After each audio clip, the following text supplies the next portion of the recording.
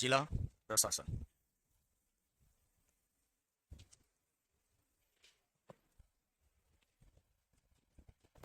प्रशासन तो सब जानते हो, राजनीतिक नीतियों का सुचारू रूप से संचालन करने वाला जो युक्ति है वो प्रशासन है।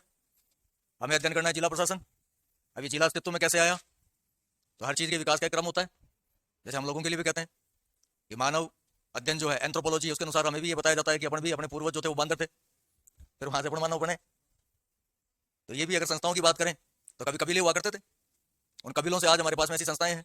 तो ये संस्था अस्तित्व में कब आई, कैसे इसका निर्माण हुआ, ये विचार कहाँ से आया।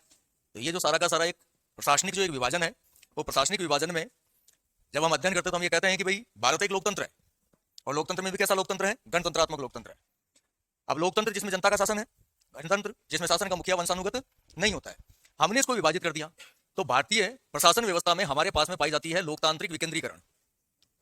लोकतांत्रिक विकेंद्रीकरण। कोई इंग्लिश मीडियम का तो नहीं है, फिर ठीक है हिंदी में चलने दूं, क्योंकि अंग्रेजी में अपन खुद बीपीएल है।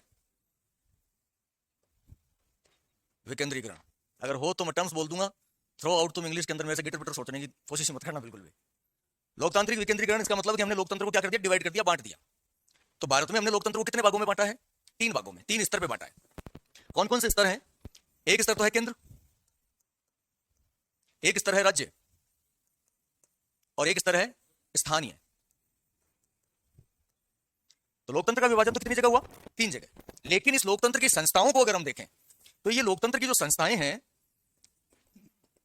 संस्थाएं ये कितने क्षेत्रों में कार्य करती हैं, तो इनको अगर हम लें तो ये काम करती हैं संघ। संघ मतलब जो भारत एक संघ है, केंद्र सरकार अलग होना, लेकिन भारत का स्वरूप कैसा है, संघात्मक। संघ में क्या सम्मिलित है, संघ में सम्मिलित है क्षत्रिय परिषद। क्षत्रिय परिषद आसपास के राज्य केंद्र शासित प्रदेशों को मिलाकर हमने क्षत्रिय परिषदें बना रखी हैं। जैसे उत्तर भारत क्षत्रिय परिषद है, पूर्वोत्तर भारत क्षत्रिय परिषद है, दक्षिण भारत क्षत्रिय परिषद है, पश्चिमी भारत है, मध्य भारत है, उत्तर पूर्व है, इस प्रकार से 7 परिषद है। फिर इसके नीचे हमारे पास में है राज्य। राज्य जो है वो विभाजित है किसमें, संभाग में। संभाग कमिश्नरी व्यवस्था। अब ये कमिश्नरी व्यवस्था हर राज्य की अलग अलग हो सकती है। जरूरी नहीं है कि जैसे राजस्थान के अंदर आपके पास में 7 संभाग हैं, ऐसे हर राज्य में संभागीय व्यवस्था हो। संभागीय व्यवस्था को कमिश्नरी व्यवस्था कहते हैं। तो ये कोई जरूरी नहीं है कि समान हो, अलग अलग हो सकती है, लेकिन संभाग एक व्यवस्था की जाती है ताकि जिले का संपर्क जो है किसके साथ साध सकें, राज्य सरकार के साथ में साधा जा सके। फिर आते हैं हम जिले पे। जिला जो है इसको विभाजित करते हैं हम किसमें, उपखंड में। उपखंड जो है ये विभाजित होता है किसमें, तहसील में। तहसील जो विभाजित है वो किसमें है, नायब तहसील। नायब तहसील विभाजित है किसमें, आरआई सर्किल में, जिसको हम क्या कहते हैं, गिरदावरी या कानून को भी कहते हैं। और ये विभाजित है किसमें, पंचायत में। लेकिन यहां पंचायत संबंध, क्योंकि एक पदभार भी है और एक इकाई भी है, पटवारी।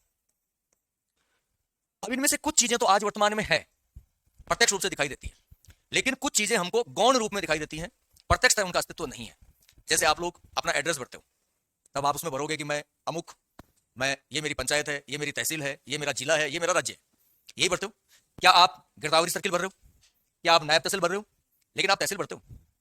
कुछ जगह आप उपखंड का प्रयोग भी करते हो, सब जगह नहीं होता, कुछ जगह होता है, लेकिन आप जिले का प्रयोग तो करते हो। कुछ जगह आप संभाग का प्रयोग कर सकते हो, लेकिन सब जगह करते हो क्या, लेकिन राज्य का प्रयोग तो होता है। कुछ जगह आप क्षेत्रीय परिषद बता सकते हो, लेकिन प्रयोग करते हैं क्या, लेकिन केंद्र का प्रयोग तो होता है। तो कुछ चीजें हमें प्रत्यक्ष रूप से दिखाई दे रही है, कुछ नहीं दिखाई दे रही। अब यहां तक हम पहुंचे कैसे, तो मानव विकास के अंदर इस प्रशासनिक व्यवस्था को यहां तक पहुंचने के लिए पूरा का पूरा हमें एक युग लगा है। और ये युग जो है शुरू होता है मानव के साथ। तो मानव के साथ जब ये युग शुरू हो रहा है तो मानव ने सबसे पहली इकाई कौन सी बनाई, पहली इकाई बनाई उसने परिवार। परिवार से क्या बने, कबीले। कबीले से क्या बने, ग्राम। ग्राम से क्या बने, विश्व। विश्व से क्या बने, जन।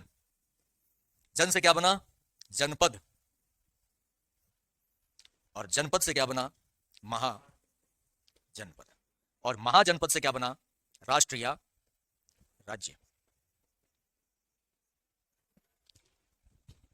राष्ट्रीय राज्य मतलब भारत, महाजनपद मतलब राज्य, जनपद मतलब जिला। यहां भी अगर आप देखोगे तो भारत, राज्य, जिला, दिखाई दे रहा है कुछ सिमिलरिटी आपको। तो ऐसा नहीं है कि ये जो चीजें आज वर्तमान में प्रासंगिक हैं ये उस समय से हैं जब आप पाषाण काल में थे। पाषाण काल से आप धीरे धीरे विकास करते हुए ताम्र पाषाण काल में आए, फिर आप कांस्य युग में आए, फिर आप वैदिक युग में आए, फिर जैन धर्म बौद्ध धर्म हो रहा है, फिर आप जनपद में आ रहे हो, फिर महाजनपद में आ रहे हो, फिर एक मौर्य साम्राज्य आपके सामने खड़ा है जहां अखंड भारत की कल्पना की गई है। तो 1 लाख ईसा पूर्व से लेकर 250 ईसा पूर्व तक ये जो समय पूरा एक युग दिया है, तब जाके आपके पास में ये संस्थाएं दिखाई दे रही हैं। और हर संस्था का अपने समय काल में महत्व रहा हुआ है। और जिला जिस प्रशासन की अपन बात कर रहे हैं, इस जिला प्रशासन का जो महत्व है वो हमें 2 काल में देखने को मिलता है। एक है मुगल काल और एक है ब्रिटिश काल। और इन्हीं से हम सीख लेते हुए आज वर्तमान में जिला प्रशासन जो है उसे महत्व देते हैं। क्यों दे रहे हैं? तो उसके पीछे के 3 कारण हैं। एक, ये एक प्रशासनिक नीतियों का संचालन करने का महत्वपूर्ण केंद्र है। दूसरा, जो भी आपकी योजनाएं हैं उन योजनाओं का संचालन और मूल्यांकन करने के लिए एक महत्वपूर्ण इकाई है आपके पास में। तीसरा, ये एक न्याय प्रदान करने वाला महत्वपूर्ण संस्थान है। तो तीनों चीजें आ गई आपके पास में, प्रशासन भी आ रहा है, विकास योजनाएं भी आ रही है और आपके पास में न्याय भी आ रहा है। विधायिका कार्यपालिका भी है, अर्थव्यवस्था भी है और न्याय भी। और मानव का समावेशी विकास कब होगा? जब हम उसे सामाजिक और आर्थिक न्याय देंगे, तभी समावेशी विकास होगा। यही विकास हमको चाहिए। आज आप क्यों पढ़ रहे हो? क्या चाहते हो? नौकरी लगना? नौकरी लगने से विकास हो जाता है क्या? नौकरी लगना तो उद्देश्य नहीं है।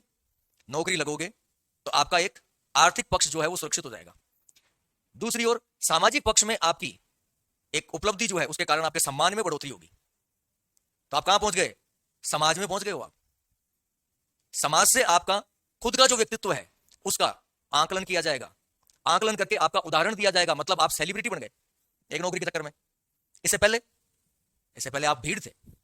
परिवर्तन हुआ कि नहीं हुआ? बस वही परिवर्तन जिला करता है। उतारो उसको फटाफट। इसको जिला प्रशासन, हेडिंग क्या डालना है? जिला प्रशासन, जिला प्रशासन का इतिहास विकास क्रम।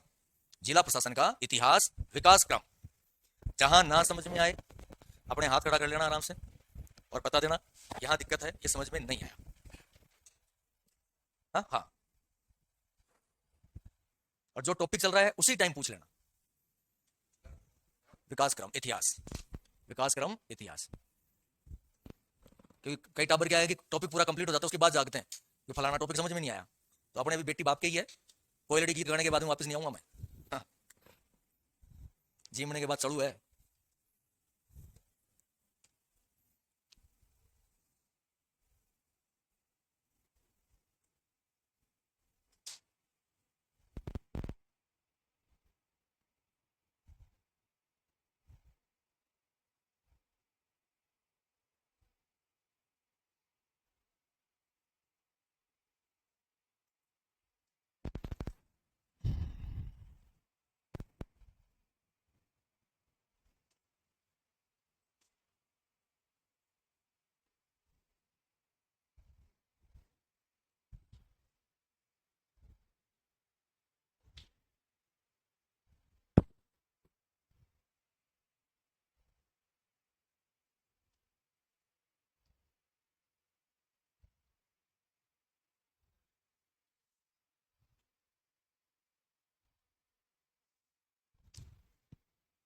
स्पीड थोड़ी फास्ट रखना भाई। हाँ, दोनों। ये वर्तमान परिदृश्य में है, वो आपका ऐतिहासिक विकास क्रम है।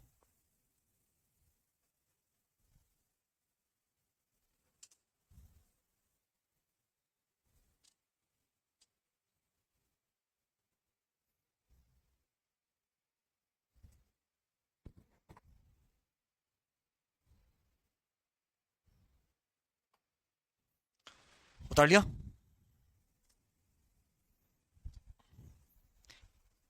अब राज्य प्रशासन की परिभाषा क्या है उसको देखते हैं।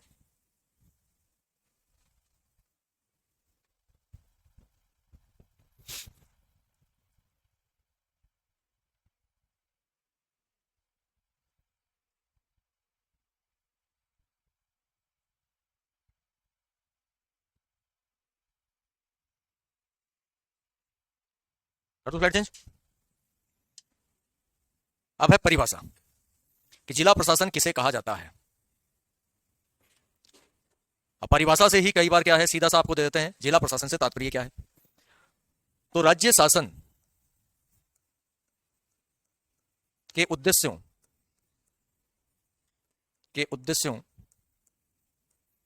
की प्राप्ति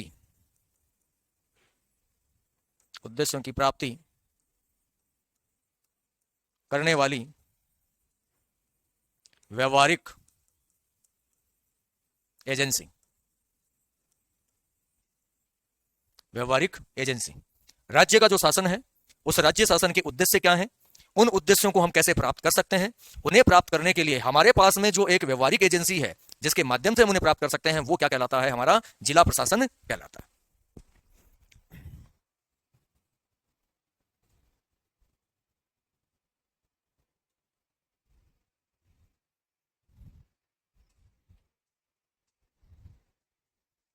तो प्रश्न सीधा सा पूछा जाता है, राज्य शासन के उद्देश्यों को क्रियान्वित करने वाली व्यवहारिक एजेंसी किसे कहा गया है?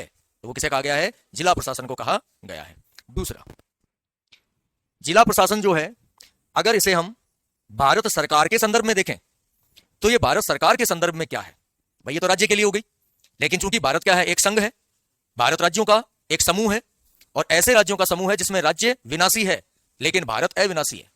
इसलिए हम पढ़ते हैं भारतीय संविधान का भाग 1 अनुच्छेद 1, उसमें कहा गया है India that is Bharat union of states. India जो कि भारत है वह राज्यों का एक क्या है, संघ है। और कैसा संघ है?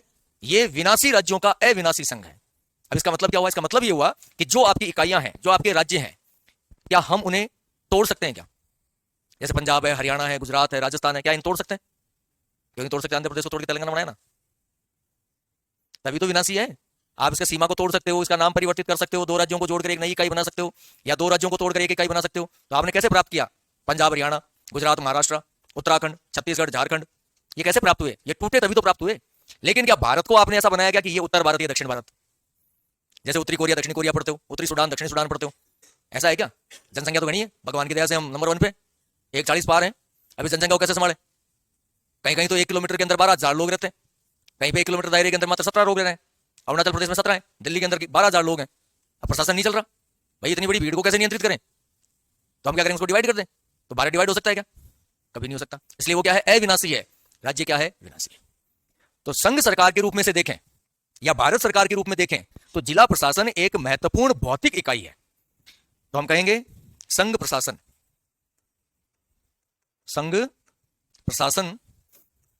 के रूप में यह एक महत्वपूर्ण भौतिक इकाई है। भौतिक इकाई है, एक फिजिकल यूनिट है, ये भौतिक इकाई है। किसके रूप में? संघ प्रशासन के रूप में।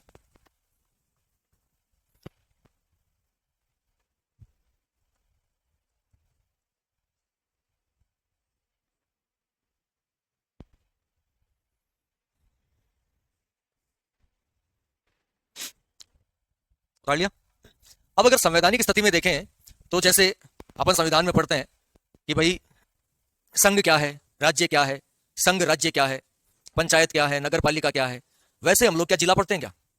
भाई आपको दे रखा है ना जिला प्रशासन, तो जिला शब्द का कहीं कोई उल्लेख है क्या? अब देखो कितनी विडंबना की बात है। मतलब राज्य सरकार के उद्देश्य से प्राप्त करने के लिए तो हमारे पास एक एजेंसी के रूप में है और भारत सरकार की एक महत्वपूर्ण भौतिक इकाई है, लेकिन पूरे संविधान में कहीं भी जिला शब्द अकेला प्रयोग में नहीं लिया गया। कहीं पे भी ऐसा कोई प्रावधान नहीं है, कोई अनुच्छेद नहीं है जिसमें जिले को परिभाषित किया गया हो। जिला कहां आ रहा है? तो जिला या तो आ रहा है भारतीय संविधान के भाग 9 में जो है पंचायत, या आ रहा है भाग 9 क में जो है नगर पालिका, या आ रहा है भारतीय संविधान का अनुच्छेद 233। उस 233 में भी क्या आ रहा है? जिला जज, तब नाम आया जिला। अकेले जिले का तो कहीं कोई उल्लेख ही नहीं है। तो सीधा सा प्रश्न पूछा जाता है कि भारतीय संविधान के किस प्रावधान में जिला शब्द को परिभाषित किया गया है? तो वहां पे भावुक मत हो जाना, कहीं नहीं किया गया, अकेला कहीं नहीं है। तो पहला पॉइंट, संवैधानिक प्रावधान में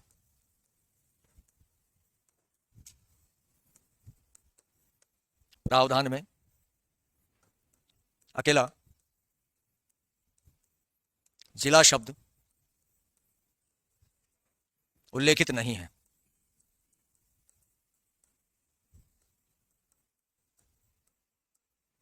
पहला तो ये।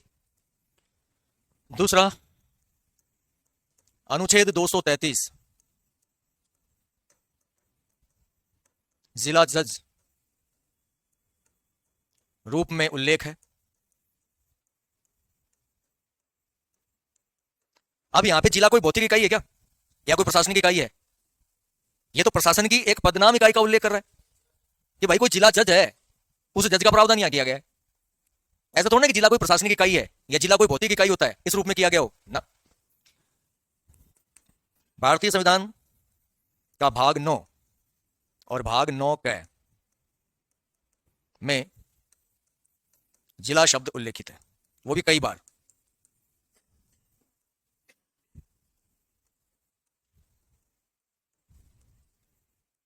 कई बार उल्लेखित है। क्योंकि आप पढ़ोगे जिला परिषद, आप पढ़ोगे नगर पालिका, आप नगर पढ़ोगे नगर परिषद, नगर निगम, छावनी बोर्ड, महानगर पालिका, जिला शब्द आएगा, बार बार आएगा।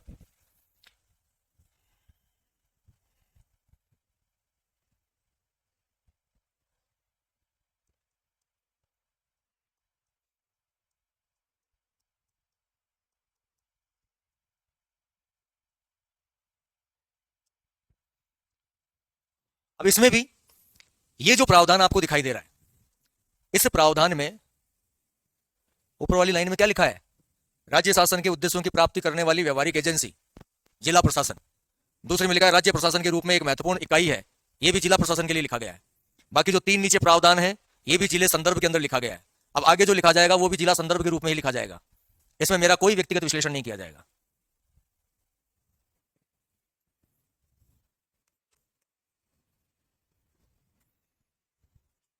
1992 से पहले भारतीय संविधान में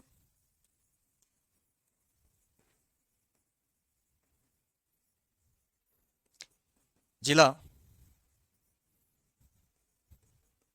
प्रशासन इकाई के रूप में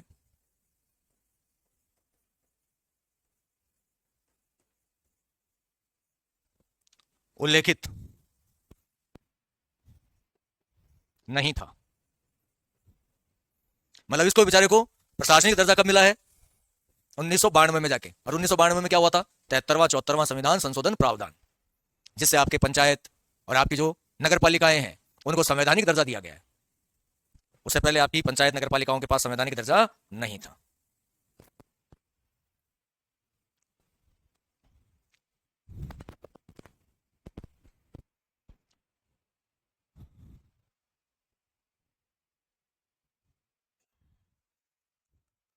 सत्रह सौ बहत्तर में वॉरेन हेस्टिग्स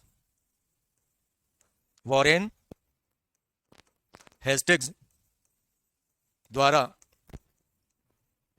कलेक्टर पद का सृजन किया गया। कलेक्टर पद का सृजन किया गया।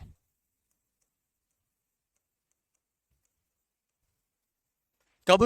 1772 में।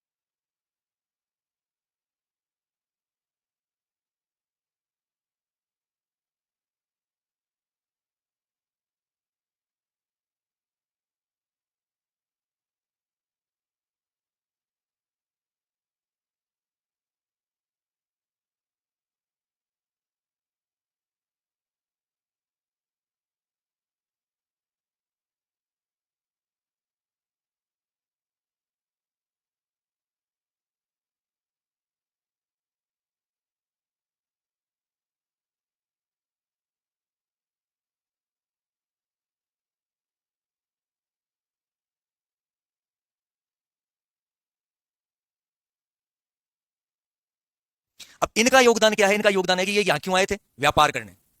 जब इन्हें लगा अरे कि यार ये बढ़िया काम देंगे, तो कच्चा माल यहां होता है, श्रम सस्ता है, इन्हें अन्य विषयों की जानकारी नहीं है, तो फोकट में अगर कोई मजदूर मिल रहा है आपको, तो आप छोड़ोगे क्या उसको? फिर आपको ही आपके लोगों के साथ में लगा दिया जाएगा, भैया तेरे को राजस्व कलेक्ट करना है। अब वही बात है, बांदर के हाथ में उस्तरा दे दो तुम, फिर देखो तुम आडे कट मारेगा वो इधर उधर। कलेक्ट, कलेक्ट का मतलब क्या है? संग्रहित करना। क्या संग्रहित करोगे? राजस्व। तो कलेक्टर पद सृजित किया है, क्यों? क्योंकि इनका मूल काम क्या था? इनका मूल काम राजस्व प्राप्त करना था। इन्होंने भारत पे अधिकार कर लिया है, 1772 चल रहा है, 1764 बक्सर के युद्ध के बाद में यही भूमियां हैं, कोई चुनौती देने वाला नहीं है इनको। आए थे व्यापारी बन गए, मुखिया बन गए, कहावत नहीं आई छाछ लेना घर की दिरानी बन गई, वो यहां हो रहा है। यही कलेक्टर पद है जहां सिर्फ राजस्व प्राप्त करता था, इसकी शक्तियों को बढ़ा दिया गया। इसे क्या दिया गया कि भैया तू राजस्व तो प्राप्त कर, लेकिन इसके साथ साथ तेरे को अपने क्षेत्र में शांति व्यवस्था भी स्थापित करनी है। इसका मतलब कि आपके पास में प्रशासनिक और न्यायिक शक्तियां भी आ गई। अभी तक तो क्या है? सिर्फ आर्थिक शक्तियां, राजस्व की शक्तियां हैं। अब आपके पास में शक्तियां क्या हो गई? बढ़ गई। तो नोट लगा के लिखना, 1787 में, 1787 में कलेक्टर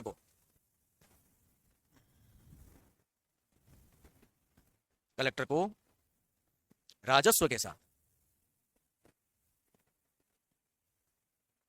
प्रशासनिक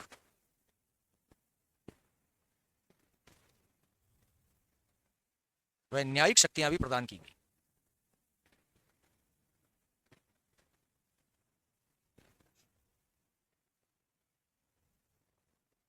शक्ति भी प्रदान की गई।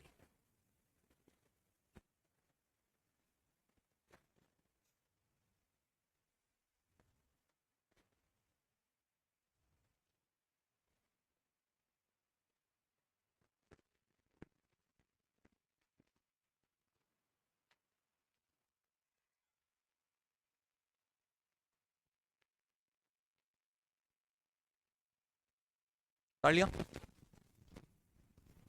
अब आपने कुछ व्यक्तियों के नाम सुने होंगे, जैसे आपने नेपोलियन का नाम सुना है?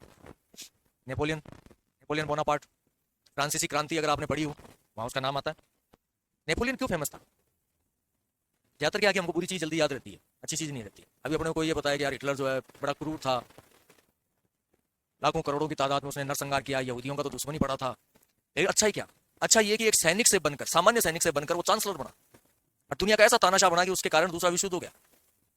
अच्छा इसलिए कि उसने अपनी जाति के सम्मान के लिए पूरी दुनिया से लड़ाई लड़ी।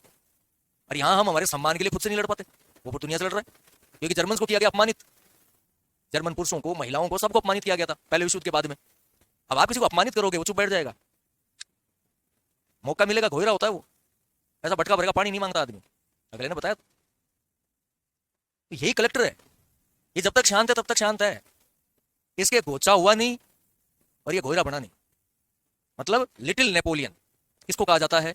कलेक्टर को कहा जाता है। तो सीधा सा है कि कलेक्टर किस उपनाम से जाना जाता है? तो कलेक्टर को हम कहते हैं लिटिल नेपोलियन। तुम किसी कलेक्टर से मिलो, कभी क्या मत देना घोयरा।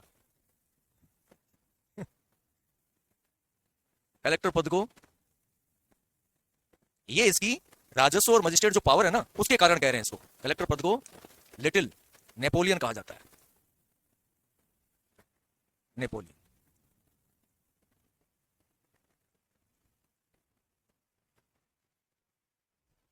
पूरा तो नहीं है, लेकिन अपने एरिया में जो कुछ है भूमिया यही है।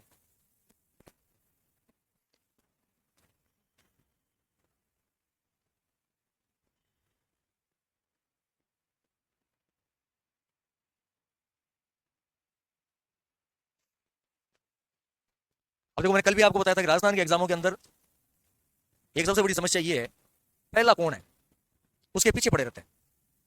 अब आपको राज्यपाल पता होता है, मुख्यमंत्री पता होता है, न्यायाधीश पता होता है, या आयोगों के अध्यक्ष होता है। अब देखो, पुरुष प्रधान समाज है, तो पुरुष तो कलेक्टर बनते हैं, उसमें कोई दो राय नहीं है। लेकिन मान लो कि कोई किसी ट्रैक को तोड़कर कोई महिला काम कर जाए, जैसे किरण बेदी, भारत की पहली आईपीएस बनी। ऐसे राजस्थान के अंदर कोई महिला कलेक्टर रही है क्या पहली? और किसी को याद रखो कि नहीं रखो, महिलाओं को जरूर याद रखो, ये ध्यान रखना।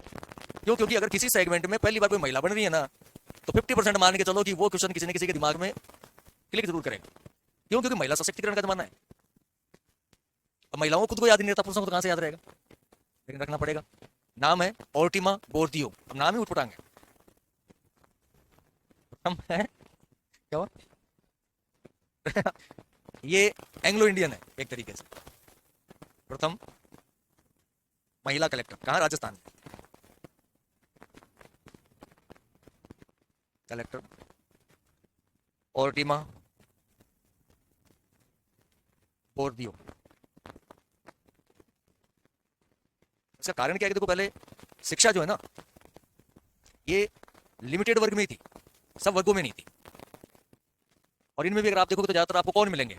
या तो आपको मिलेंगे गुजराती, गुजराती जैनी, या मिलेंगे आपको पारसी, या मिलेंगे आपको ईसाई, या आपको मिल जाएगा सिख। फिर बाकी तो बात की बातें हैं।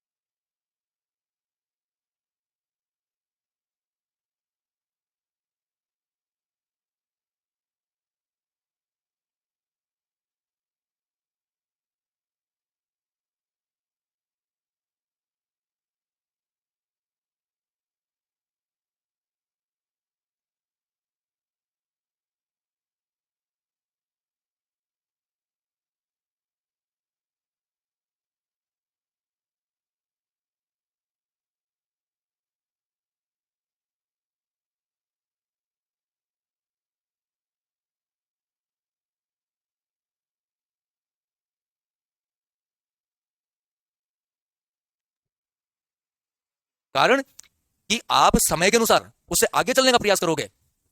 आप मोहम्मद बिन तुगलक हो, महामूर्ख, समय के साथ चलो। उससे बड़ा ज्ञाता तो कोई था ही नहीं, उससे बड़ा बुद्धिमान कोई नहीं था, लेकिन इतिहास में जाना किस नाम से जाना जाता है? मूर्ख बादशाह। हाँ, महाबेवकूफ तुगलक। राजधानी परिवर्तित कर रहा है, रिजर्व सेना रख रहा है, सांकेतिक मुद्रा चला रहा है। आज हम कौन सी मुद्रा चला रहे हैं? सांकेतिक मुद्रा ही तो है। आपके 100 के नोट की कीमत 100 रुपए है क्या? नहीं है। उसको 100 के नोट को 100 रुपए में बेच सकते हो क्या?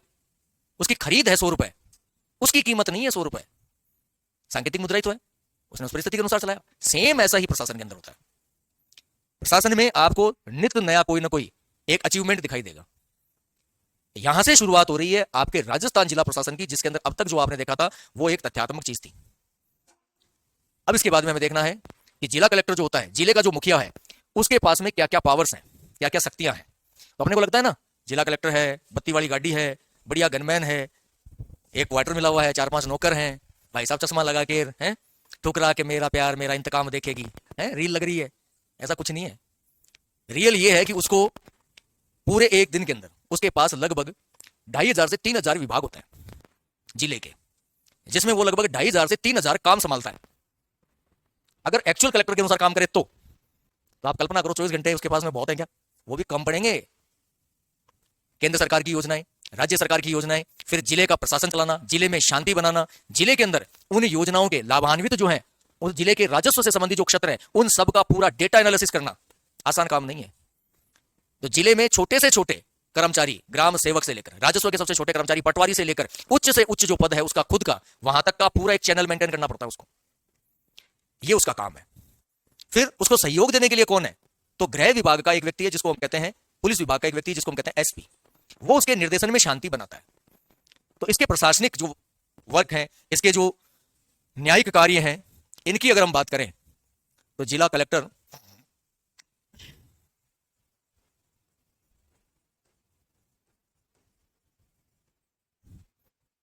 की भूमिका को अगर हम देखें तो प्रशासनिक क्षेत्र में इसकी भूमिका क्या है?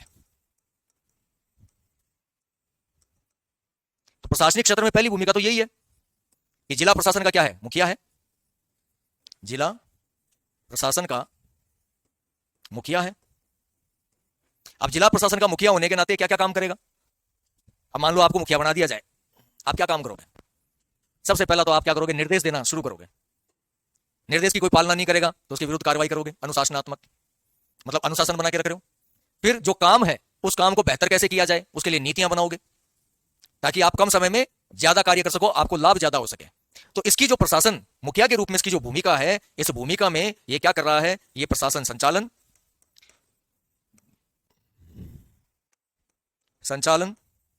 निर्देशन, नियंत्रण, नीति निर्माण, अनुशासन आदि आदि कार्य करता है।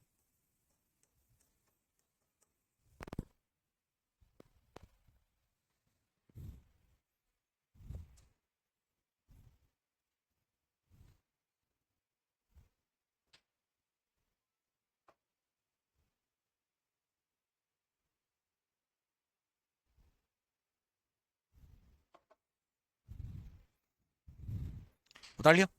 दूसरा, आप बेहतर प्रशासक कब बनोगे? भाई जैसे आप में कई बार ये होता है कि तेरे भाई को सब जानते हैं, तेरे भाई की जानकारी बहुत है, कहीं चला जा तेरे भाई का नाम ले लेना, देते ना अपने से टोरा मारते हैं कई बार। क्यों?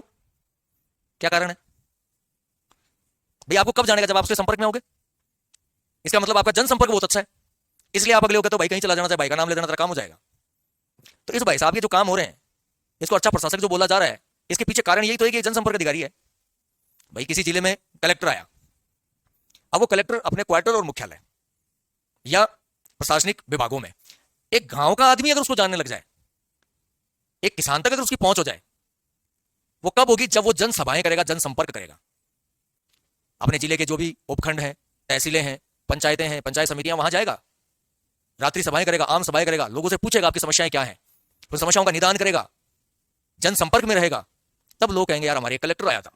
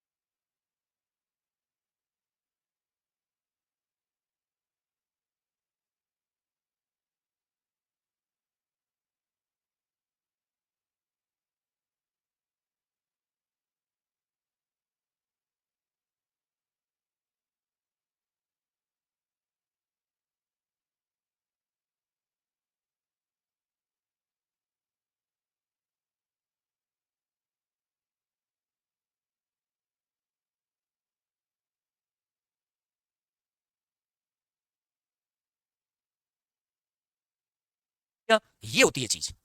ये जो पद है ना, ये पद गौरवान्वित तब भी होते हैं जब आपके संपर्क, जनसंपर्क बहुत अच्छे होते हैं। तो ये क्या है? ये एक जनसंपर्क अधिकारी है। क्या है ये? जनसंपर्क अधिकारी।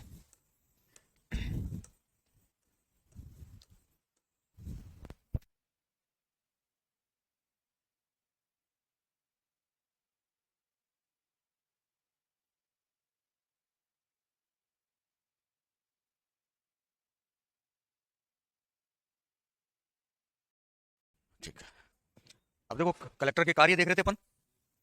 तो कलेक्टर के कार्यों में एक तो हमने देखा था कि भाई क्या करता है, जिला का जो प्रशासन है उसका संचालन करता है, उसका निर्देशन करता है और समन्वय जो है विभागों के मध्य वो बना के रखता है। इसके अलावा इसके जो कार्य हैं वो जनसंपर्क अधिकारी के रूप में है। इससे आगे अगर हम देखें, अब देखो ये कलेक्टर है, मतलब इसके पास में राजस्व का अधिकार था। अब राजस्व के अपने एक रिकॉर्ड होते हैं जिनको हम भू अभिलेख रिकॉर्ड कहते हैं। तो अपने को लगता है ना कि गांव में क्या होता है, गांव में होता है कि भाई पटवारी जी के पास होता है सारा सौदा, खसरा नंबर, जमाबंदी वगैरह सब कुछ। तो हमको लगता है माई बाप यही है, नहीं। पटवारी से बड़ा जो है वो है गिरदावर, गिरदावर से बड़ा है नायब तहसीलदार, उससे बड़ा है तहसीलदार, तहसीलदार से बड़ा है एसडीएम। फिर उसके बाद में अगर राजस्व भूमिका में अगर कोई आता है तो वो कलेक्टर आता है।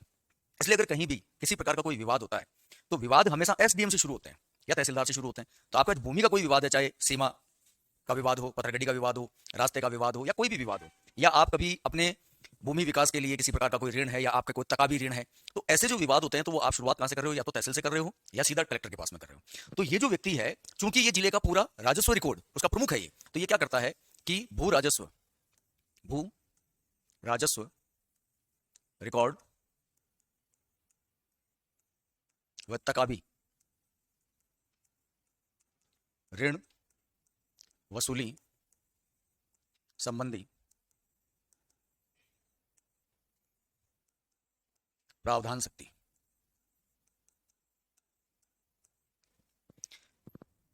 क्या है इसके पास में?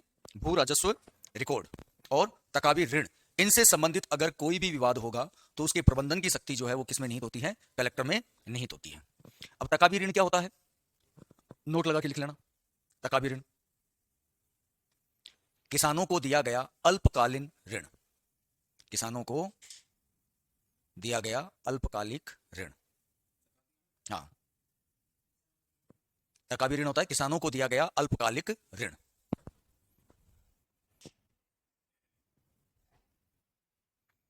अब भू राजस्व रिकॉर्ड से संबंधित ये भू अभिलेखों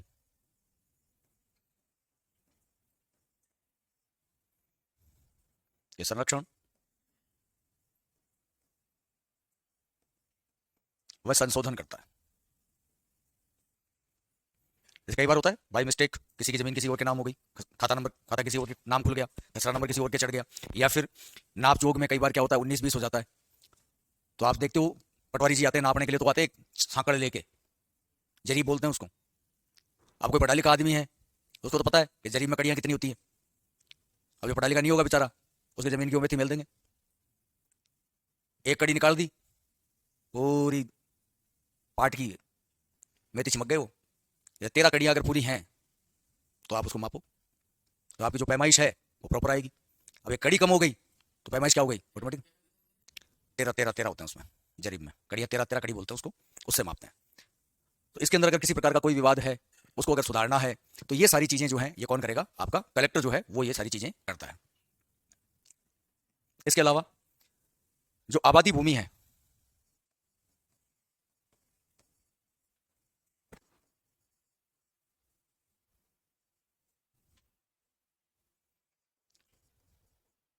रिहायशी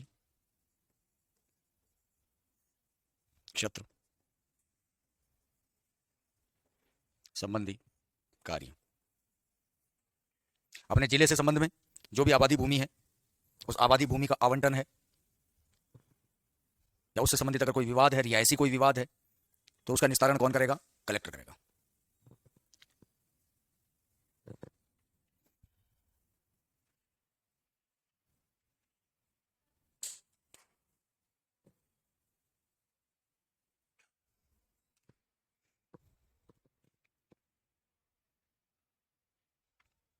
फिर जो इसके अधीनस्थ राजस्व अधिकारी हैं,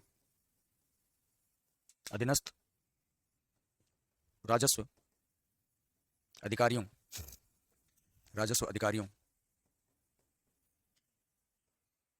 के निर्णय संबंधी अपीलों की सुनवाई करता है, अपीलों की सुनवाई करता है। तो राजस्थान में वसुंधरा सरकार जो थी ना, उस समय एक कार्यक्रम चला था न्याय आपके द्वार, अगर कभी सुना हो तो। उसमें क्या था, ये जितने भी राजस्व अधिकारी थे, ये सब राजस्व अधिकारी गांव गांव जाते थे और भूमि संबंधी जो विवाद है उनका निस्तारण वहीं करते थे, अपील सुनते थे उनकी। क्यों? क्योंकि देखो बहुत कम लोगों को पता होता है, या उनमें एक भ्रांति फैली हुई है कि रेवेन्यू के चक्कर में अगर आ गए, रेवेन्यू कोर्ट के चक्कर में अगर पड़ गए तो कई 40-50 साल की निर्णय नहीं होगा, भूमि अटक जाएगी। तो वो क्या करते हैं कि वो आपसी समझौते के आधार पर पैसे दे दुआ के कैसे उसको एडजस्ट करते हैं, लेकिन वो विवाद खत्म नहीं होता, वो विवाद फिर बढ़ जाता है, फिर उठ जाता है। कई लोग ऐसे होते हैं कि उसके अंदर मरने मारने पे आ जाते हैं, अलग प्रकार की, क्योंकि भूमि का विवाद है ना, तो उसमें मोस्टली अगर आप देखोगे तो परिवार के परिवार जो हैं वो बर्बाद हो जाते हैं, वो जाते नहीं है, वो ये सोचते हैं कि यहीं पे सटाओ जो कुछ है, ये कोई किसी का मारेगा, कोई वो किसी का मारेगा, एक भूमि जो है वो पड़ी है। अब भूमि तो बोलती नहीं है कि मैं इसकी हूँ, वो तो कागज बोलते हैं, पर्ची कागज बनवा ली किसी ने। अब जो वास्तव में उसका व्यक्तित्व जो मुखिया है वो कैसे पता चलेगा? तो वो पूरी एक चैनल डॉक्यूमेंट आएगा, तब जाके पता पड़ेगा कि भूमि किसके नाम थी, फिर किसके ट्रांसफर हुई, फिर किसके ट्रांसफर हुई, ये पूरा चैनल डॉक्यूमेंट आता है। वो कहाँ होता है? वो राजस्व विभाग में होता है। अब मान लो पैसे लेके पटवारी जी ने किसी और के नाम खाता खोल दिया, तहसीलदार के पास गए, तहसीलदार ने पैसा खा लिया, उसने भी निर्णय किसी और के पक्ष में दे दिया, मान लो एसडीएम भी, फिर मान लो कलेक्टर भी, फिर आप कहाँ जाओगे फाइनली? फिर आप रेवेन्यू बोर्ड में जाओगे। फिर वहां जो निर्णय होगा उसको आप फाइनली अगर चुनौती देना चाहते हो तो हाईकोर्ट में दे सकते हो, और कहीं नहीं दे सकते। फिर वहां पे निर्णय क्यों नहीं हो पाते? वहां निर्णय इसलिए नहीं हो पाते कि कितने सारे विवाद हैं, और ज्यादातर ऐसे विवाद जो होते हैं ना जहां पे जागीरें होती थी वहां पे विवाद ज्यादा होते हैं। क्यों? क्योंकि मान लो आज जागीरदार है, जागीरदार ने कहा कि भाई मैं तेरे से पसंद हुआ काड़ू, ये जमीन तुबा। अब काड़ू से जागीरदार साहब की अनबन हो गई, जागीरदार साहब ने जमीन वापस ले ली। अब रुक्का जो था, पट्टा जो था, वो काड़ू के नाम बोल रहा है, अब वो पट्टा ट्रांसफर कर दिया रमेश को, अब रमेश उसको बाहर है, पट्टा काड़ू के नाम पड़ा है। अब मान लो जागीरदार साहब की रमेश से भी अनबन हो गई, अब वो जमीन दे दी उन्होंने महेश को, पट्टा आज भी काड़ू के नाम बोल रहा है, जमीन बारह है महेश। अब आजादी के बाद में ये हुआ कि भाई जो जहां है, जिस भूमि के ऊपर काबिज, वो भूमि उसकी है। अब मान लो कि उस दिन सुरेश ने महेश को ठोक कर लिया कब्जा, वो बारह है उसको, आज के दिन वो जमीन किसकी? सुरेश की। अब काड़ू जाएगा कोर्ट में, कैसा साहब पट्टा मेरे नाम, सुरेश कहेगा भाई जी बा मैं रहा हूं, महेश कहेगा साहब इसने मेरे को ठोका, मेरे को काट दिया, बात तो मैं रहा था। ऐसे में क्या होता है कि ऐसे के अंदर ये गोलमोल हो जाता है पूरा का पूरा कि भाई कौन है मूल। तो जागीरदार साहब देखे गए थे साहब, अब जागीरदार साहब तो निपट गए। अब या फिर जागीरदार साहब ने क्या करा कि कभी काड़ू के नाम पट्टा जारी कर दिया, कभी महेश के नाम पट्टा जारी कर दिया, कभी रमेश के नाम पट्टे जारी कर दिए, तो एक ही भूमि के चार चार पट्टे पट्टे हुए हैं कईयों के नाम। अब जैसे जयपुर की जो आसपास की भूमि है, जयपुर की जो भूमि है वो किसके नाम है? वो गोविंद देव जी के नाम है। अब मान लो गोविंद देव जी किसी दिन केस ठोक दे रेवेन्यू बोर्ड के अंदर जाके कि भाई ये जो 18 लाख बीघा जमीन जो है मेरी, मेरी दो मेरे को वापस। अब तुम कहाँ जाओगे? जयपुर उनका है, एक्चुअल में उनके नाम भूमि है, अपन कहाँ जाए? हाँ होती थी, और है इनके नाम, यही है जो कुछ है, सर्वे सर्वा, समझे नहीं? करेंगे तो नहीं, लेकिन मान लो कि कभी मान लो गोविंद देव जी जागी जाए और कहते हैं मैं तो लूंगा, दे दो मेरे तो मेरी वापस, फिर क्या करोगे? तो यहाँ पे क्या होता है, यहाँ बड़ी समस्याएं होती हैं। इसलिए ज्यादातर अगर आप देखोगे तो जैसे महाराष्ट्र है, उत्तर प्रदेश है, राजस्थान है, ये वो क्षेत्र है जहाँ पे राजस्व विभाग के विवाद जो है वो लंबे चलते हैं, 20-20, 40-40, कई कई जमीन तो ऐसी है क्योंकि 3-3 पीढ़ियां खप गई, निपट गई पहले केस लड़ते लड़ते, लेकिन निर्णय नहीं हुआ अभी तक। तो इसको सुधारने के लिए वसुंधरा सरकार ने न्याय आपके द्वारा कार्यक्रम शुरू किया था, जिसमें काफी सफलता भी मिली थी, और रेवेन्यू बोर्ड के बहुत सारे केसेस जो है, भूमि विवाद जो है उनका समाधान भी हुआ था। उनमें कलेक्टर की भूमिका जो होती है ना वो बहुत महत्वपूर्ण होती है, बहुत अहम होती है, क्योंकि कलेक्टर क्या होता है, कलेक्टर डायरेक्ट संपर्क में होता है। तो वहां पे क्या होता है, ऐसे नहीं होता कि फलाने ने कह दिया साहब ये जमीन मेरी है, नहीं, वो सबसे पूरा एक चैनल तय किया जाता है, पूछा जाता है कि भाई ये जमीन किसकी, तो बताएगा भाई इसके परदादा ने इसको बाणे के लिए दी थी, ये कब्जा करके बैठ गया, मूल मालिक तो साहब यही है। तब पता चलता है कि हाँ कहीं ना कहीं न्याय में गड़बड़ हुई है, तो वापस उस चीज को सुधारा जाता है। पहले बूढ़िया करते थे, आपके दादा परदादा भी अगर बात होगी, दादाजी होंगे तो वो कहेंगे कि यार आपने बात जमीन बिन बाप बताए दे रखी है, तो बात थे पहले, छोटे भाई को दे दी, काका बाबा में दे दी कि यार मैं नौकरी लग गया चल तू बाल ले, अब वो मालिक बन गया। अब ये क्यों? क्योंकि जमीन के भाव बढ़ गए। मैं कह रहा हूँ जमीनों के भाव जीरो कर दो, जो कोई लड़ रहा हो तो बता देना मेरे को, तुम लोग छोड़ छोड़ के भाग जाएंगे, खुद ही भाग जाएंगे। ये लड़ाई क्यों? क्योंकि मौके की जमीन हो गई, भाव बढ़ गए, तो लड़ाइयां शुरू हो गई। अब इनका निस्तारण कौन करता है? तो इनका निस्तारण जो है जिला स्तर के ऊपर कलेक्टर के द्वारा किया जाता है। फिर इसके बाद में राशन की दुकान,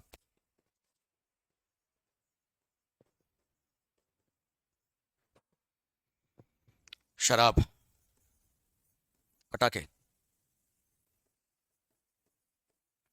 वह मादक पदार्थ संबंधी संस्थानों के लाइसेंस, संस्थानों के लाइसेंस व नियंत्रण, ये सारे कार्य कौन करेगा? कलेक्टर करेगा। तो दिवाली आती है तो देखना पटाखों की दुकानें लगाते हैं ना, ये पहले कलेक्टर से लाइसेंस लेके आएंगे, फिर उसके बाद में होगा। ऐसे ही नहीं, पेट्रोल पंप है, कोई फैक्ट्री है जिसमें केमिकल बन रहा है, कोई माचिस फैक्ट्री है, या कोई अन्य कोई ज्वलनशील पदार्थ अगर निर्माण हो रहा है, कोई मादक पदार्थ अगर संस्थान है, तो उसके लाइसेंस बाकायदा इशू किए जाते हैं। ऐसे नहीं कि आप खोल के बैठ गए। अब जैसे मेडिकल खुलता है कहीं पे, तो आपको क्या लग रहा है कि मेडिकल ऐसे खोल के बैठ गया ना, लाइसेंस इशू होगा सबका, क्योंकि उसके अंदर क्या होता है कि कई प्रकार के ऐसे कुछ कंपोनेंट्स होते हैं जो जानलेवा होते हैं। अब जैसे क्या खा लेते हैं, वो आत्महत्या करते हैं तो क्या खाते हैं, सेल्फोस। सेल्फोस आपको कहाँ मिल जाएगा, खाद बीज भंडार में मिल जाएगा, खुला तो मिलेगा नहीं। अब खुला अगर मिल रहा हो तो आज जैसे 14 फरवरी है, मैं आज शाम तक कई खा जाएंगे, क्यों, क्योंकि कई कहीं में दिल टूटेंगे आज, तो कई खाएंगे आज, आसानी से मिल रहा हो तो उसके लिए लाइसेंस है, उसमें बाकायदा नंबर जो होते हैं वो इशू किए जाते हैं, और वहाँ पे जो दवाइयाँ आएंगी या जो भी केमिकल जो आएगा उसके नंबर जो है वो रजिस्टर्ड होंगे, तो उसे पता चलता है कि भाई ये अमुक चीज़ जो है ये इस लाइसेंसधारी के पास में है, तो इस आसानी हो जाती है किसी प्रकार का कोई अपराध होता है तो। फिर इसके बाद में अगर आप देखते हो, ब्लैक डे तो वो पुलवामा वाला कांड के लिए, बाकी भाई जो मानता है उसके लिए तो ब्लैक डे, बाकी औरों के लिए तो रोज डे है आज। कैमरे के सामने आऊंगा तो बोर्ड वाला पीछे दिखाई नहीं देगा, मैं तो इसलिए साइड में बैठ जाता हूँ ताकि आप लोग उतार लो। अब मेरे को देखने से बढ़िया तो इसको देखो ना, ये काम आएगा, मैं तो तुम्हारे भले के लिए साइड में बैठ रहा हूँ। फिर इसके बाद में जो आपका जिला स्तर है, उस जिले स्तर में हथियारों के लाइसेंस,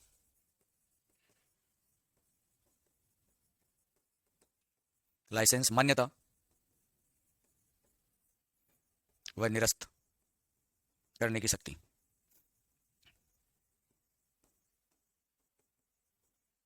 किसके पास है, कलेक्टर के पास है। जैसे कमिश्नरेट में कमिश्नर के पास होती है, जिले में कलेक्टर के पास होती है।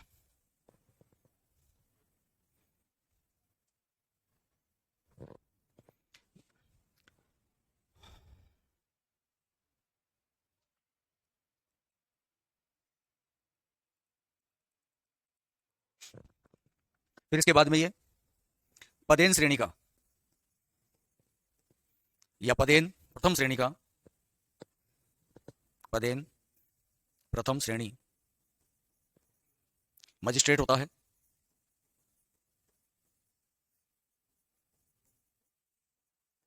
तथा अधीनस्थ मजिस्ट्रेटों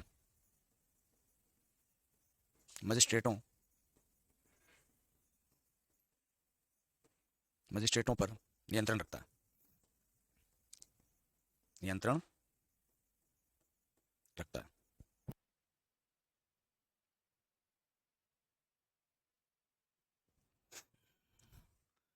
पदेन श्रेणी का प्रथम मजिस्ट्रेट तो जिले के अंदर अगर आप देखोगे तो डीएम डिस्ट्रिक्ट मजिस्ट्रेट है, ये प्रशासनिक नियंत्रण रखता है मूल रूप में, कलेक्टर हम बोल रहे हैं इसको क्योंकि इसके पास में राजस्व की पावर है। अब इसके अधीनस्थ जो मजिस्ट्रेट है, जैसे एडीएम है, एडिशनल डिस्ट्रिक्ट मजिस्ट्रेट, जैसे एसडीएम है, सब डिविजनल मजिस्ट्रेट, तो इन्होंने क्या निर्णय दिए, उन निर्णयों के ऊपर यह नियंत्रण रखता है। अगर गलत दे दिया तो उसमें सुधार करेगा या उसके निर्णय में सहयोग करेगा। तो हम जानते हैं कि कई बार जैसे कलेक्टर उपस्थित नहीं है तो वहां पे चार्ज जो है वो किसके पास होता है, एडीएम के पास होता है। एडीएम नहीं है तो चार्ज किसके पास होता है, एसडीएम के पास होता है। एसडीएम नहीं है तो चार्ज किसके पास होगा, तहसीलदार के पास होगा। तो उस समय जो भी निर्णय दिए गए हैं, जो भी घटनाचक्र चल रहा है, तो उसमें इसके द्वारा क्या किया जाता है कि इसके द्वारा या तो उन्हें सहयोग किया जाता है या फिर उन्हें किसी प्रकार के अगर गलत निर्णय है तो उसमें सुधार किया जाता है। ठीक है। फिर इसके बाद में अब देखो जिले का मुखिया है तो शांति बनाने का काम इसका है। तो मान लो कि कभी स्थिति ऐसी पैदा हो गई जिले के अंदर कि शांति भंग हो गई, तो कैसे होगा, तो इसके पास में क्या पावर है, तो ध्यान रखना, शांति भंग की स्थिति में धारा 144 लागू करता है। धारा 144 लागू होती है तो दो तीन लोग एक जगह खड़े नहीं हो सकते, झुंड नहीं बना सकते, कुछ एरिया होते हैं उन एरियो में आप घूम फिर नहीं सकते। तो ज्यादातर कई बार जैसे सामुदायिक तनाव हो जाता है, सांप्रदायिक तनाव हो जाता है, या फिर कोई किसी विशेष प्रकार की ऐसी स्थितियां, विकट स्थितियां उत्पन्न हो जाती हैं कि अव्यवस्था उत्पन्न हो जाती है जिले के अंदर, तो वहां पर धारा 144 लगा दी जाती है। तो ये लगाने का अधिकार किसके पास में है, कलेक्टर के पास में है जिले के अंदर। उपखंड में कौन लगाएगा, एसडीएम लगाएगा। तहसील में कौन लगाएगा, तहसीलदार लगाएगा। तो जिसके पास में जो जुडिक्शन एरिया आया हुआ है उसके अंदर अगर अशांति है, शांति स्थापित करनी है, शांति भंग हुई हुई है, तो धारा 144 लागू करता है। नोट लगा के लिखना। इस स्थिति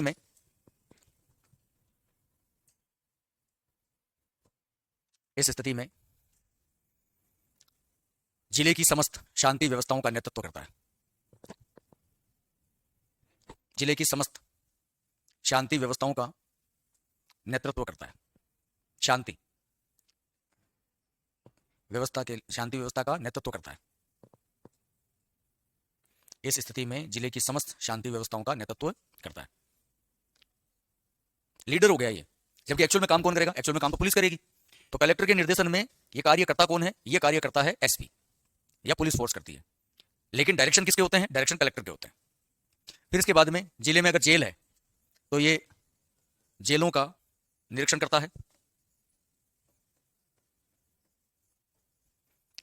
है, कैदियों को पैरोल देता है, कैदियों को पैरोल पैरोल प्रदान करता है।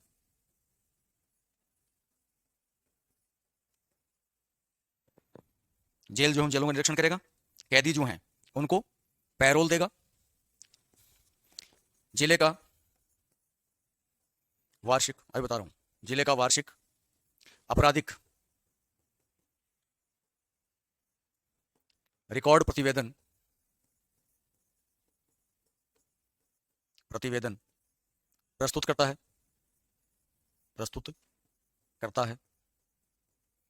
अब मान लो किसी कैदी को सजा हुई भी है, भाई जेलों का निरीक्षण तो ऐसा है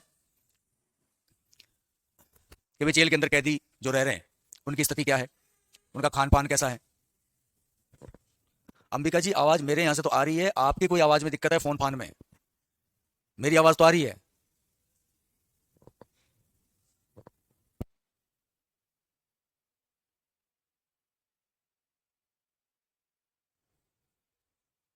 आप अपने फोन को या जो भी जिसमें आपने चला रखा है आप उसको चेक करो, मेरी तरफ से आवाज आ रही है। अब जेल होती है तो जेलों में तो किसको रखा जाएगा? कैदियों को रखा जाएगा। तो कैदियों को जो रखा जा रहा है उसमें एक तो जेल की सुरक्षा का व्यवस्था क्या है? भाई ऐसा तो नहीं है कि कैदी अंदर जो है बढ़िया टेलीविजन वेलीविजन मौज मस्ती मार रहे हैं, बढ़िया काचे काट रखे हैं उन्होंने, फिर कोई भी आ रहा है कभी भी मिल रहा है, अव्यवस्था तो उत्पन्न नहीं है। क्यों? क्योंकि इससे क्या होगा कि कोई जघन्य अपराध करने वाला हार्डकोर क्रिमिनल जो है वो भाग सकता है। इससे कोई भी किसी प्रकार की दुर्घटना आगे भविष्य में कोई अपराध, बड़ा जघन्य अपराध घटित हो सकता है, तो एक वो भी जिम्मेदारी है। फिर जेल के अंदर भ्रष्टाचार तो नहीं है कि भाई सहूलियत देने के लिए जो कमजोर कैदी हैं उनका शोषण किया जा रहा है और जो बाहुबली हैं वो एकदम राजशाही में रह रहे हैं, तो ये पूरा नियंत्रण देखना होता है। फिर कुछ कैदी होते हैं जिनको लंबी सजाएं मिली हुई होती हैं, अब वो ये चाह रहे हैं कि भाई मैं 2 दिन 3 दिन मेरे घर में कोई ऐसा फंक्शन है जिसको मैं टाल नहीं सकता, वहां उपस्थित होना जरूरी है, कोई शादी ब्याह आ गया, कोई मरण खरण हो गया, तो वो क्या करते हैं कि 2 दिन या 4 दिन 3 दिन की जो पैरोल जो है उसको दिलवाई जाती है कि हाँ भाई ठीक है 7 दिन का टाइम दिया जाता है आपको, आप अपने घर जा सकते हो। तो बाकायदा उसकी कोई गारंटी लेगा कि हाँ भाई मैं गारंटी लेता हूँ कि हाँ भाई ये व्यक्ति है 7 दिन के लिए है, अगर ये नहीं है तो मैं तैयार हूँ। जैसे किसी की ले मत लेना कभी जमानत, यहाँ पे पैरोल पे आ रहा है, मैं जमानत लेता हूँ भाई ये नहीं आएगा तो भाई बैठा है ना, भाई वो उठा के टेक देंगे वहाँ पे, तो वहाँ पे ठीक है भाई तू जाने। तो वहाँ पे क्या प्रॉपर्टी वगैरह जो होती है उसको एक बॉन्ड के रूप में रखा जाता है कि कल को तो चला गया तो प्रॉपर्टी जब्त है भाई, तो परिवार का कोई सदस्य जो होता है वो उसकी पैरोल लेता है, तो वो कलेक्टर ही प्रोवाइड करवाता है क्या भाई ठीक है। फिर साल भर के अंदर, अरे क्या हो गया सुरेंद्र जी, तुम क्या चाह रहे हो कि मैं यहाँ पे कैमरे के सामने आके मुजरा करूं क्या? क्या दिक्कत है इसके? आवाज आ रही है कि नहीं आ रही समझा रहा हूं मैं तो, क्या सीधा सीधा छाप के चला जाऊं? जबरदस्ती का माहौल बना रखा है, फिर कहेगा समझ में नहीं आया। तो जितने भी थाने हैं जिले के अंदर, उन थानों के अंदर किस प्रकार के अपराध दर्ज हुए हैं, तो वो जो पूरा साल भर का जो रिकॉर्ड होता है उस रिकॉर्ड को ये प्रस्तुत करता है। किसको देता है? राज्य सरकार को देता है कि भाई मेरे जिले के अंदर इस प्रकार के ये अपराध हुए। तो उससे क्या होता है कि एक तो थाने चिन्हित हो जाते हैं कि कौन से थाने हैं जहां पे अपराध ज्यादा है, कौन से थाने हैं जहां पे अपराध कम है, तो किस क्षेत्र में हमें ज्यादा जो कठोरता जो है वो अपनानी चाहिए, या किस प्रकार के अपराध हैं जिनमें हमें कठोरता लानी चाहिए। तो मान लो कि किसी क्षेत्र में जो है वो ये हो जाता है कि भाई महिलाओं के साथ छेड़खानी बढ़ गई, महिला उत्पीड़न की शिकायत है, कहीं पे चोरी डकैती है, कहीं पे फ्रॉड है, तो इस प्रकार के जो अपराध जो होते हैं निकल के जो आते हैं उनके आधार पर भी सरकार क्या करती है, संज्ञान लेती है, आगे की रणनीति तय करती है कि हमें करना क्या है। जैसे आपने एक वेब सीरीज देखी होगी जमतारा, ऑनलाइन फ्रॉड करती थी जमतारा, झारखंड में एक जगह है। अब वहां पे जैसे ही सरकार स्ट्रिक्ट हुई तो वहां के जो लोग हैं उन्होंने पलायन किया और सेंटर बनाया किसको? राजस्थान को। तो राजस्थान में जो मेव बेल्ट है वो एक्टिव हो गया। तो शुरू में तो क्या था कि भाई ये था कि भाई अलवर है, फिर पता चला साहब भरतपुर है, फिर पता चला साहब धौलपुर है, फिर पता चला साहब मेव बेल्ट है। तो अब क्या है कि भाई मान लो कि एक अलवर का है तो अलवर कलेक्टर की जिम्मेदारी होगी, भरतपुर गया तो भरतपुर कलेक्टर की होगी, धौलपुर गया धौलपुर कलेक्टर की होगी। अभी क्या करेंगे? अभी राज्य सरकार को कहेंगे कि साहब ये तो फ्लक्चुएट कर रहे हैं। क्यों? क्योंकि ऐसे टावर के बीच में राजस्थान का टावर भी लग रहा है, यूपी का टावर भी लग रहा है, या ऐसे टावर पे आ गए जहां पे राजस्थान का टावर भी है, यूपी का टावर भी है, एमपी का टावर भी है, क्या करें? कहां पकड़े इनको? केस कहां दर्ज हो? तो सबसे बड़ी बात तो केस दर्ज होना। तो फिर ये क्या करते हैं कि उस आसपास के एरिया के जितने कलेक्टर होते हैं इन सबको ज्वाइंट एक यूनिट जो है वो बना दिया जाता है कि कैसा भी अपराध हो, कहां का भी हो, जो भी है आप तो दर्ज करो। तो आपने देखा कि जैसे ये दर्ज होने शुरू हुए वैसे कार्रवाई शुरू हो गई। तो अचानक से आपने देखा होगा कि कुछ चीजें जो हैं वो डाउनफॉल में चली गई। नहीं पहले आपको क्या करते थे? कॉल आते थे, फिर आपके पास मैसेज आने शुरू हुए। अब आपको क्या करने लगे? अलग तरीके से ब्लैकमेल करने लगे, पुलिस वाले की वर्दी पहली वीडियो कॉल आपको कर रहे हैं, ठीक है। फिर आपको कहेंगे कि साहब तुम्हारे अमुक आदमी जो है वो हमारे कब्जे में है, इस प्रकार का अपराध उसने किया, पैसे लेके आ जाओ। तो इस प्रकार की ठगी चालू हो गई। तो ये जो सारे काम होते हैं ना, तो किस प्रकार का अपराध है, किस क्षेत्र में है, उसका स्तर क्या है, उल्लेखित की जाती है। फिर इसके बाद में मान लो कि ऐसी कोई घटना हो गई कि उस घटना के अंदर पोस्टमार्टम की आवश्यकता है। तो हम जानते हैं कि पोस्टमार्टम जो है वो रात्रि में नहीं होता, दिन में होता है। लेकिन क्या कोई ऐसी अथॉरिटी है क्या? क्योंकि कई बार ऐसे अपराध होते हैं कि अगर आप उसमें देरी करोगे तो पोस्टमार्टम में वो चीज पकड़ में नहीं आएगी। इंस्टेंट पोस्टमार्टम अगर आप कर दोगे तो वो चीज पकड़ में आ जाएगी। जैसे कई बार क्या होता है कि किसी व्यक्ति के साथ में कोई केमिकल वेपन के रूप में अगर उसको यूज किया जाता है, स्लो पॉइजन जिसको कहा जाता है, तो स्लो पॉइजन उसको दिया जा रहा है, लंबे समय से दिया जा रहा है, फिर उसकी डेथ हो गई। अब वो कैसे हुई? तो अगर उसकी समय के ऊपर पोस्टमार्टम हो गया तो वो चीज पकड़ में आ जाएगी, नहीं हो पाया तो पकड़ में नहीं आएगी। इसलिए रात्रि में पोस्टमार्टम अगर किसी का करना होता है तो उसकी परमिशन कौन देता है? कलेक्टर देता है। रात्रि में पोस्टमार्टम पोस्टमार्टम की स्वीकृति देता है, स्वीकृति देता है।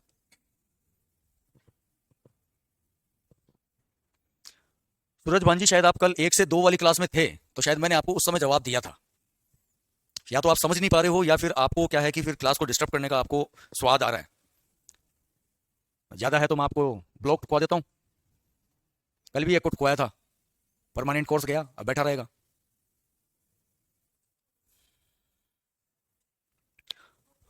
हाँ?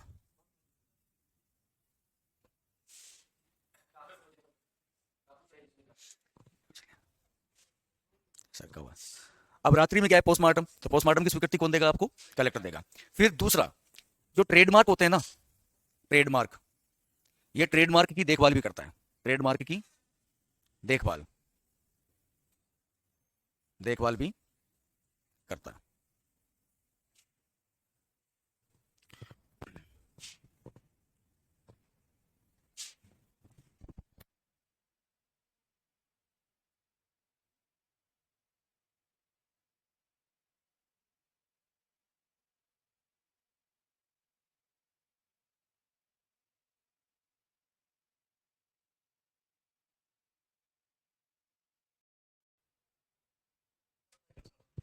यही है, एक ही है।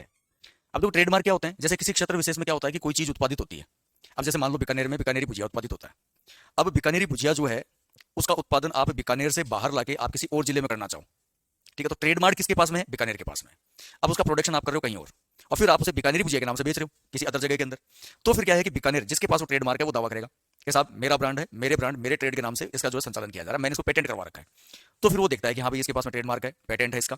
तो जो चीज पेटेंट होती है, जो ट्रेड होती है, आप उसका उत्पादन उसकी परमिशन के बिना नहीं कर सकते।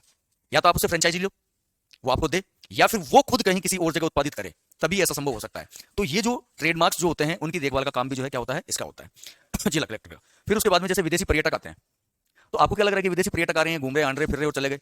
ऐसे थोड़ा है। कलेक्टर इनके पासपोर्ट चेक कर सकता है।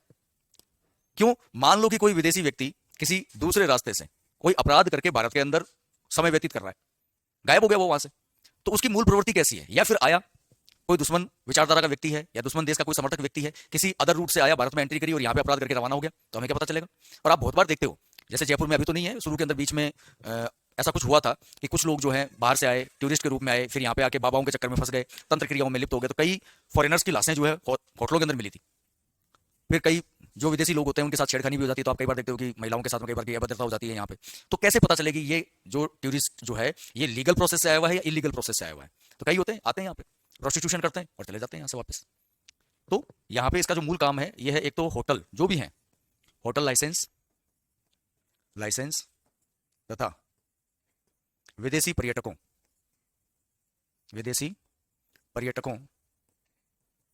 के पासपोर्ट व दस्तावेजों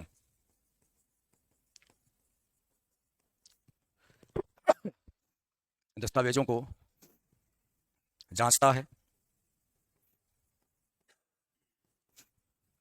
अब होटल लाइसेंस क्यों? होटल लाइसेंस ये है कि जैसे किसी के पास में होटल है, अब उसके पास में फूड लाइसेंसिंग है या नहीं है, सबसे बड़ी बात ये है। क्योंकि कुछ भी बना दोगे आप, कोई मानक तय नहीं करोगे तो उससे स्वास्थ्य के ऊपर प्रभाव पड़ेगा। तो हमको क्या करना पड़ता है कि जो फूड जो होता है, तो FSSAI जो हमारी संस्था है, जो एक खाद्य सुरक्षा प्राधिकरण का जो काम करती है, उसके मानक जो तय करती है, उसके अनुसार भाई शरीर के अंदर कोई भी चीज अगर हम डाल रहे हैं, कुछ उपयोग उसका ले रहे हैं, कंज्यूम कर रहे हैं, तो उसकी एक मात्रा निश्चित है। अब जैसे आपका शरीर है, तो आप 100 ग्राम घी खाओ, 200 ग्राम घी खाओ, आपकी कितनी कैपेसिटी है उसके अनुसार तो लोगे। अब आपको 5 लीटर घी ठोक दे, तो शरीर पचा लेगा क्या? या फिर कोई तेल ऐसा है जिसको हमने 3-4 बार उपयोग में ले लिया, उसी को अगर बार बार आपको दिया जा रहा है, तो उससे क्या होगा? कोलेस्ट्रॉल बढ़ जाएगा, बैड कोलेस्ट्रॉल बढ़ जाएगा, उससे आपके हार्ट अटैक आ सकता है, आपका जो लीवर जो है वो फैटी हो सकता है, कई प्रकार की स्वास्थ्य जो गतिविधियां हैं वो नकारात्मक प्रभाव डाल सकती हैं। फिर ऐसा नहीं है कि भाई जैसे कोई नॉन वेज की दुकान है, अब उस नॉन वेज की दुकान के अंदर भाई मरा जीव जो है वो भी लायर काट के परोस के दे दिया, बीमारियां होंगी उससे। मंगाया अगले ने बकरा ला के दे दिया गंडक वहां पे, ले भाई खा, तो वो भी गलत है। तो वहां पे क्या उनको जांचना, उनको परखना, समय समय पे विजिट करना। अब किसी होटल के अंदर है, दिया तो गया कि भाई यहाँ पे आप स्टे वगैरह कर सकते हो, नाश्ता वगैरह कर सकते हो, वहां पे अनैतिक कार्य चल रहा है। या फिर है वो फूड कोर्ट, लेकिन वहां पे चल रही है शराब, तो ऐसे जो होटल्स जो होते हैं उनके लाइसेंस किस प्रकार के प्रोवाइड करवाए गए हैं, उस आधार पे जो है ये लाइसेंसों को चेक करते हैं। विदेशी जो लोग आए हैं उद्देश्य क्या है, टूरिज्म के लिए आया हुआ है, एजुकेशन के लिए आया हुआ है, बिजनेस पर्पज से आया हुआ है, या फिर यहाँ पे और किसी पर्पज से आया हुआ, तो ये सारी चीजें जो है चेक करने की जिम्मेदारी किसकी होती है, कलेक्टर की होती है। नोट लगा के लिखना।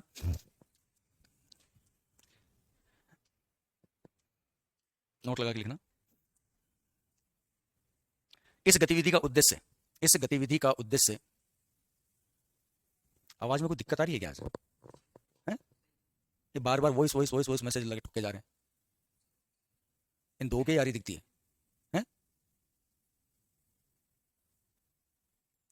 माइक चालू है यहां से, नहीं दिख रहा तो और पास आ जाऊं, ये देखो बंद तो मैंने किया नहीं है। अब आपके कोई इंस्ट्रूमेंट में दिक्कत है, हमारे यहां से तो ओके है। क्या लिखा है? इस गतिविधि का उद्देश्य अनैतिक अपराध व साइबर अपराध व अंतरराष्ट्रीय अपराध तत्व आदि के प्रति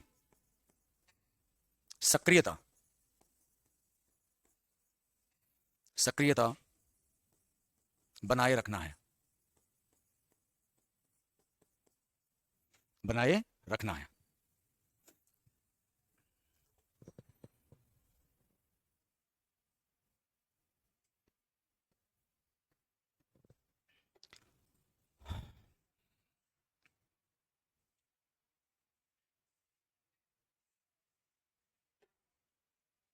उतार लिया?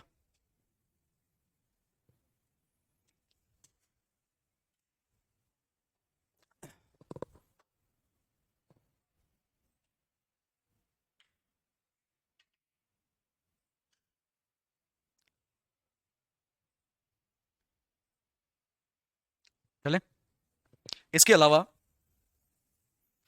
जिले में प्रेस कानून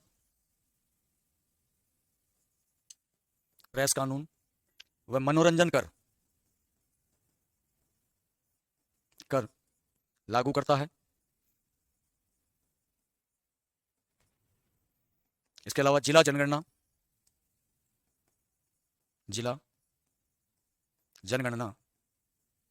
तथा चुनाव कार्य संपन्नता में सहयोग देता है।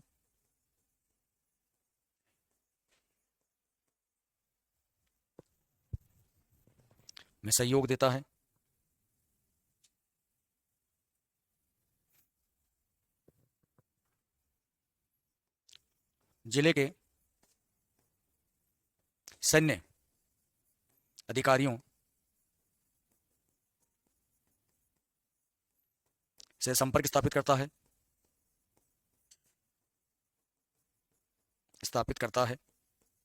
अब जैसे मान लो कोई कलेक्टर है, वो गंगानगर, बीकानेर, जैसलमेर, बाड़मेर इधर वाले बेल्ट में लगा हुआ है, तो वहां पे उसे बीएसएफ से या फिर वहां पे अगर कोई मिलिट्री यूनिट है, आर्मी यूनिट है, तो उसके जो कमांडेंट है उससे संपर्क रखना पड़ेगा। क्यों रखना पड़ेगा? क्योंकि भाई कई बार ऐसे व्यक्तित्व होते हैं जो आम नागरिक की तरह रह रहे हैं, लेकिन वो कहीं ना कहीं पड़ोसी जो देश है, जो हमारा दुश्मन देश है, उससे किसी प्रकार की सहानुभूति रखते हैं। तो उस जिले के अंदर किसी प्रकार की कोई अपराध जो है वो घटित नहीं हो जाए, कोई दुर्घटना घटित नहीं हो जाए, इसलिए उसको नियंत्रित करने के लिए, उसको कंट्रोल करने के लिए